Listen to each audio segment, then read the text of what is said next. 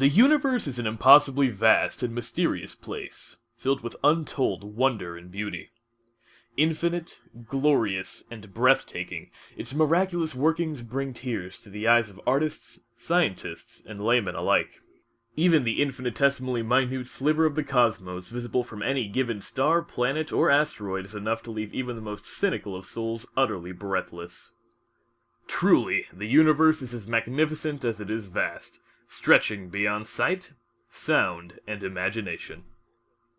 Also, it is a colossal jerk.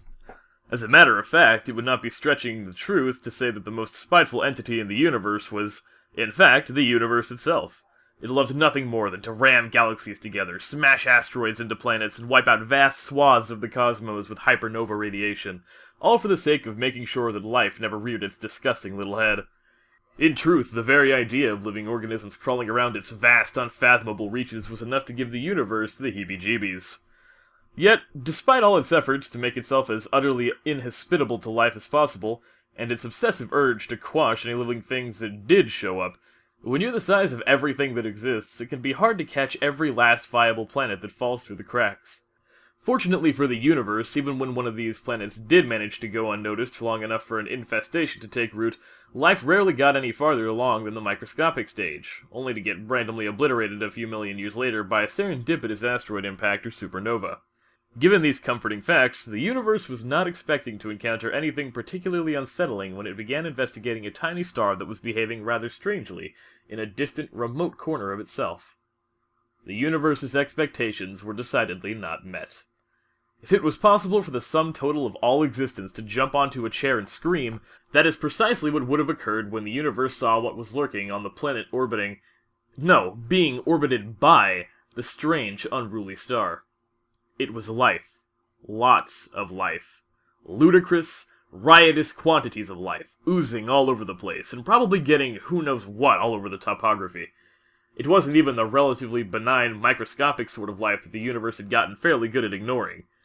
It was advanced, multicellular life, and it almost looked like it was sentient. Oh, son of a... Structures, cities, language, literature, tools, donuts! It was sentient. Suppressing the urge to simply throw every supermassive black hole in a billion light-year radius at the offensive ball of life cooties, the universe felt obligated to first determine what it was about this particular infestation that was causing a perfectly lovely star to act in such a baffling manner. So, mentally cringing as it did so, the universe brought its gaze down from the macroscopic scale, and proceeded to look at what these horrible, squirming masses of ickiness were doing to its now thoroughly defiled planet.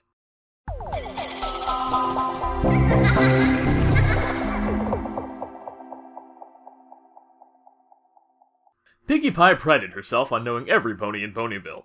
Next to partying and baking, remembering the names, faces, birthdays, and food allergies of every pony in town was probably what the energetic pink pony did best. Of course, the natural first step to remembering a pony was becoming their friend, and the first step in becoming a pony's friend was welcoming them to Ponyville. Pinkie Pie remembered fondly the party she had thrown to welcome the town's new weather captain not so long ago, a super-duper, speedy-rific Pegasus named Rainbow Dash. It was a nice change from the subdued, low-key gathering Pinkie had organized for the shy yellow Pegasus that had moved into the cottage at the edge of the town a while ago. It had taken Pinkie months to convince Fluttershy to come to a welcoming party. That was probably why she had Shy right there in her name, now that the poofy party planner gave it some thought. Pinkie Pie really hoped that being put in charge of the music for the summer sun celebration would help her reclusive friend come out of her shell. Shell, just like a turtle. I sure bet Fluttershy wishes she had a shell to hide in. Ooh, maybe I can make her one. Then we could throw a yay for Fluttershy having a literal shell instead of just a figurative one party. And since Fluttershy can just hide in her new non-figurative shell, she can still come even if it's loud and exciting. That's a great idea.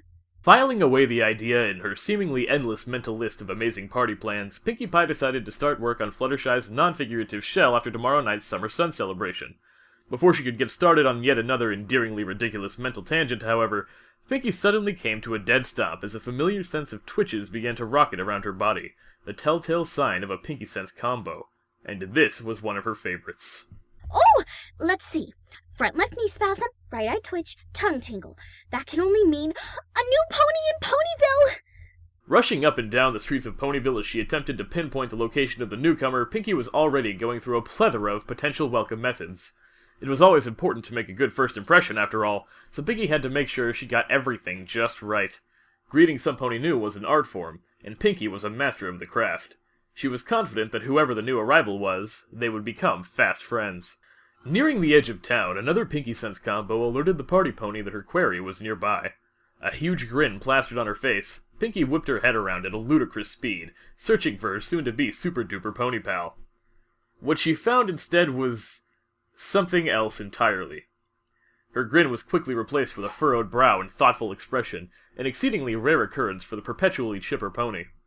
Pinkie, for all of her pony-welcoming expertise, had to admit she was a bit baffled at how to go about greeting this particular newcomer. For starters, it was most definitely not a pony. Or anything, for that matter. There was nothing visible to be spoken of, but Pinkie definitely felt an unmistakable presence in the area. It was like a feeling of being watched, magnified to a palpable degree, and there was clearly an intelligence behind it. The closest analogy Pinkie could come up with was that this was probably what it felt like for a cartoon character who had suddenly become aware of her audience. Me? A cartoon? Pinkie, that's just silly even for you.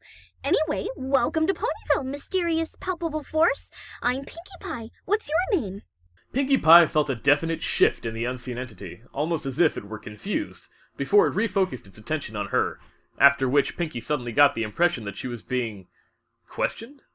Hi. Yes, I'm talking to you, Mr. Eldritch Being. Are you one of those thingies from beyond time and space that make ponies go crazy with cyclopean visions of impossible geometrics and sunken cities holding dead gods dreaming? Because my Granny Pie saw those all the time. The force seemed to go still for several long moments, as if contemplating Pinkie's words. Then, without warning, the pink earth pony got the peculiar sense that reality itself was running around screaming.